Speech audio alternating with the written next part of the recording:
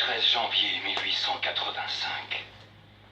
L'heure de ma mort approche, et il n'y a rien que je puisse faire pour l'éviter. J'ai osé rêver de grandeur, mais ce faisant, j'ai oublié que l'ambition se paie souvent très cher. J'ai volontiers payé le prix. Sachant que Gotham est devenue une ville dont la beauté résonnera à travers les siècles. Mais ses origines ne doivent pas être oubliées. J'ai donc dispersé mon journal dans toute la ville, plaçant les pages à des endroits où elles résisteraient au temps. Trouvez-les, lisez-les, puis partagez ce qu'elles révèlent. La vérité n'est peut-être pas aussi belle que la légende, mais elle est tout autant nécessaire. Le 22 avril 1846. Nos récents problèmes financiers nous ont forcés à faire affaire avec un certain Henry Cobblepot, un magnat de l'imprimerie à la réputation douteuse. Cet homme se soucie peu de moi et de ma petite entreprise, comme il l'appelle. C'est donc à Solomon de faire les négociations. Mais je crains que son idéalisme ne nous mène sur un chemin dangereux, car Cobblepot est fourbe, et sous ses paroles doucereuses se cachent de noirs desseins. Le 11 août 1851. Je crains d'avoir énervé Henry Cobblepot, mais il voulait bâtir sur les derniers vestiges du vieux Gotham, et je ne pouvais pas le laisser faire. Solomon et moi sommes allés voir le maire et avons demandé son soutien. Henry s'y est opposé, arguant que son travail était nécessaire à la sécurité financière de Gotham. Je crois qu'il pense plus à la sienne. L'hôtel de Solomon Wayne a mis Cobblepot sur la paille. Monsieur Wayne aurait-il fait une erreur en ouvrant cet endroit? Mais ce qui est fait est fait. Le 7 février 1852.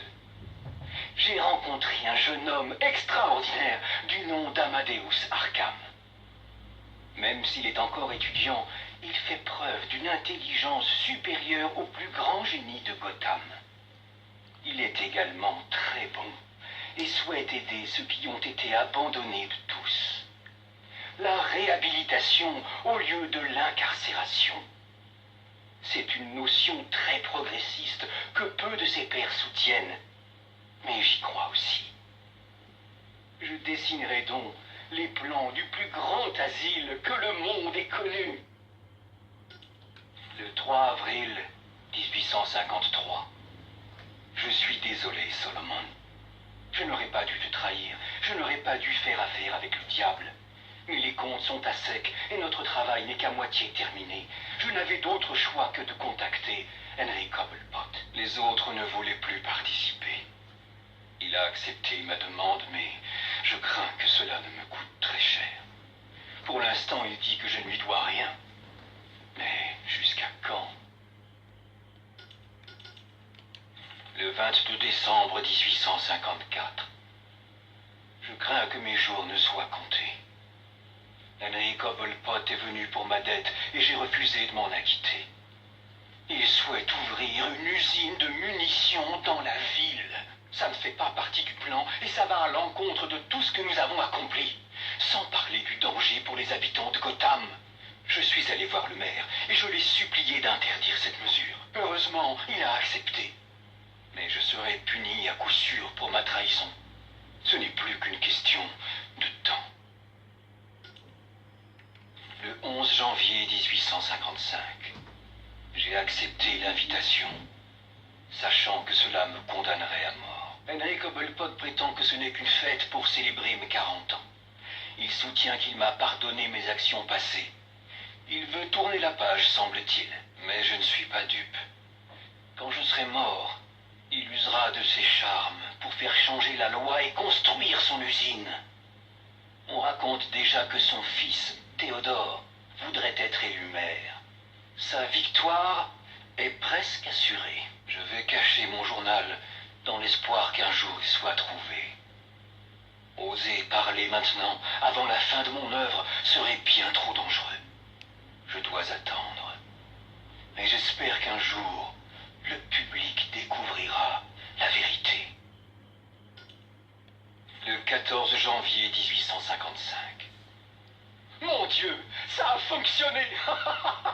Amadeus est vraiment un génie. Vous m'avez suivi jusqu'à maintenant, cher lecteur. Permettez que je l'explique. J'ai appris que Cobblepot voulait m'empoisonner. Nous avons décidé de remplacer son vin empoisonné par un vin de notre création. Comme convenu, j'ai toussé. J'ai craché et... oh, je me suis évanoui. Mais ce n'était pas lié au poison. C'était une concoction d'Amadeus. Elle m'a permis de plonger dans un état léthargique si profond que même pour le meilleur médecin, j'étais un homme mort. Mais je suis là. J'ai ressuscité. Et maintenant j'aurai ma revanche. Henry Cobblepot